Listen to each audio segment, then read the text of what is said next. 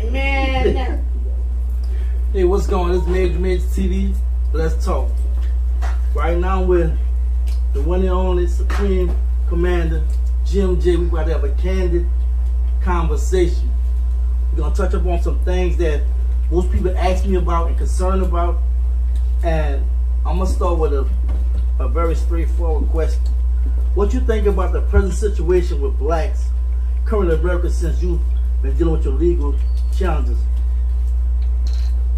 Let me make sure I understand your question correctly. You said, what do I think of blacks? The current situation with blacks in America in reference to our issues and problems and what have you. When you can with boots on the ground with solutions to problems and so forth, so on. I was just going to talk about state of the union of black people, because there are a lot of people that they hijacking what you was doing and going a whole nother way with it and not pulling up and not really addressing things. You know where I'm coming from. So, one Supreme Commander, NFAC, GMJ, address that. So, it's two parts to that answer. The first part of the answer is, I believe that after I inspired millions of people around the world to get up and do something, that they did. And there's nothing wrong with that. If anybody remembers last year about this time, I said, get out there and make them uncomfortable. And y'all did. The whole world did. If somebody called me and said, you know what you just did, because I didn't understand that. I'm gonna tell y'all how y'all works. When he uses you, you may not always understand what he has you doing. All right. You may not even understand how big it is. When I said go out and make the people uncomfortable, I was only talking to my youth, to my Instagram crowd. That's who I was talking to. Little did I know that the whole world was listening. So when people started calling me, you know, people you know talking about, you know what you just did, right? And I'm going, nah, wait a second, bro. You know you just blew the horn. What? You rang the bell. What? Bro, you just set it off. Now what you gonna do? I'm telling y'all something you don't know. Same time that happened, somebody else called me and said, this is a black man that said this to me. You want to know why I went so hard for NFAC? This is why. Because a black man called me that I knew in the entertainment field.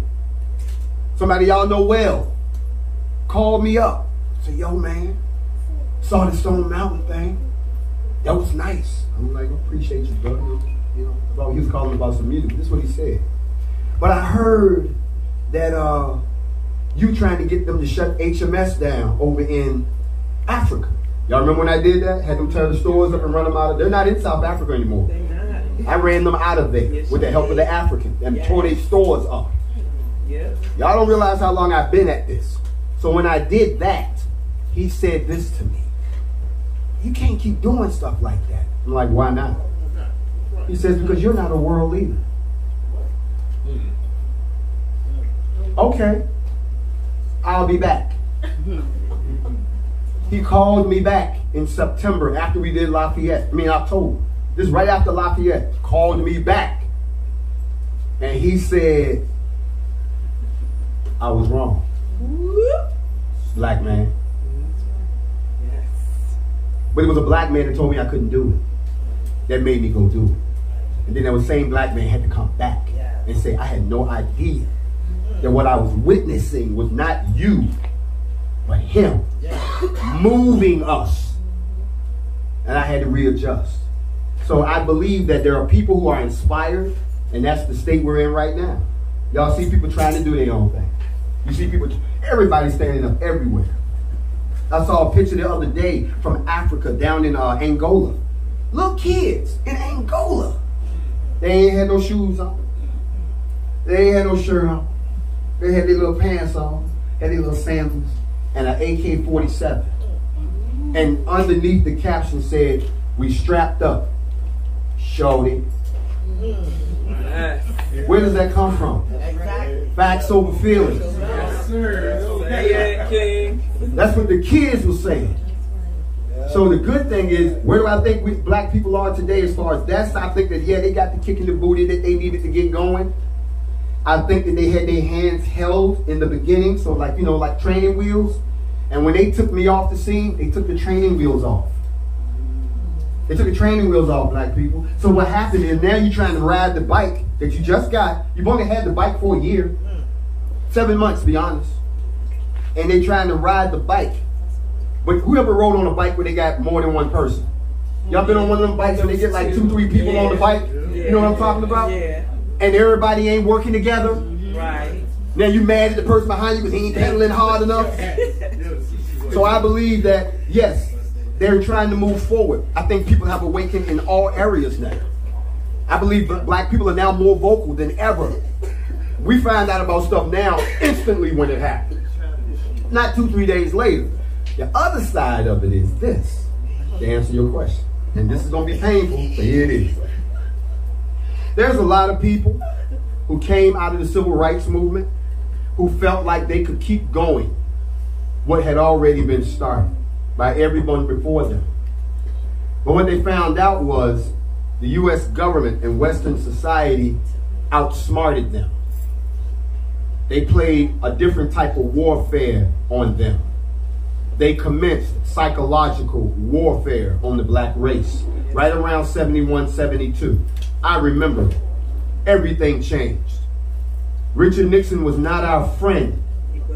He put programs into place that are only seeing fruit today. That was by design.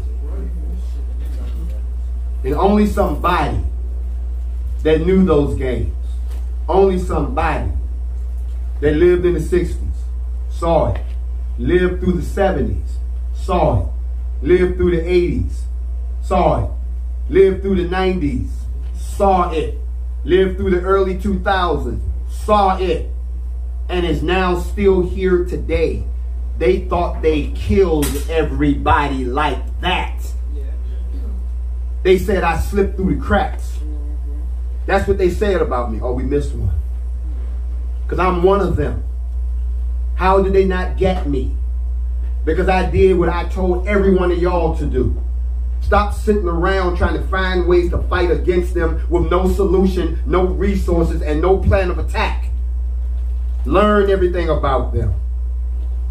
Infiltrate everything they do. If it got something to do with our liberation, learn about it and become an expert. Whatever job you got right now, that's what you bring to the table. You don't got to learn nothing. You already learn it because you do it for them every day. Every day. Nurses, doctors, architects, even police officers. All of these things, teachers. You're already doing it. But here's what happened. They played a psychological game on you. And the psychological game made you think that there's no need for you to be angry anymore. We got you. Just tell us what the problem is. We'll fix it. We got you. And a lot of people who were angry in the 60s and the early 70s, they watched people who weren't angry anymore. They watched us get more preoccupied with the birth of hip-hop.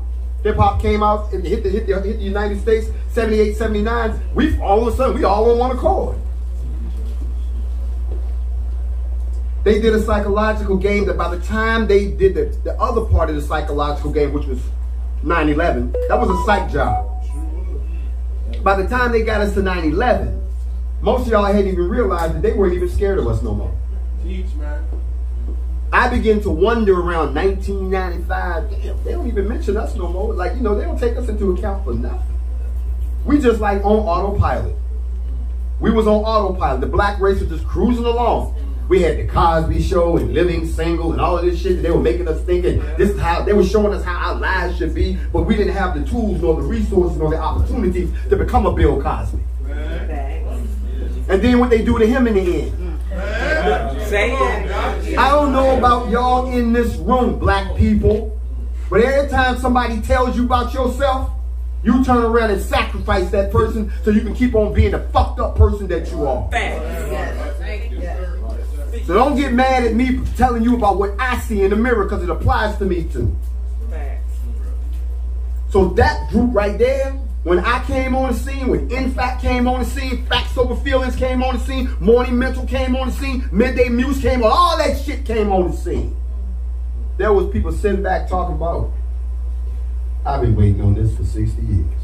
Yep. Yes, sir. This is what I've been waiting on. Hold on, this is what I've been waiting on. So, they came out to participate. But they act like they didn't learn any lessons from what happened to the last group of leaders. The first time that I came out, I'll never forget what y'all said. Protect him. That's all everybody was typing. Yo, you gotta protect him. Yes, sir. They were saying that about Kwame last week. Protect him. Every time somebody get real, what the first thing they say? Protect him. But a lot of people didn't come to protect. They came to project. They didn't come to protect me or anyone. They came to do what they already was doing. See, y'all don't realize, and see, I don't want to really get into these other groups without throwing dirt on. I don't throw dirt on people. You've never heard me talk about nobody. Right. I don't do that. Facts. But I will tell you this. One of those people came to me and said, man, we've been trying to get this shit off the ground for almost 12 years. And we can't get but a handful of people. How you get all these people? Show me how you do that.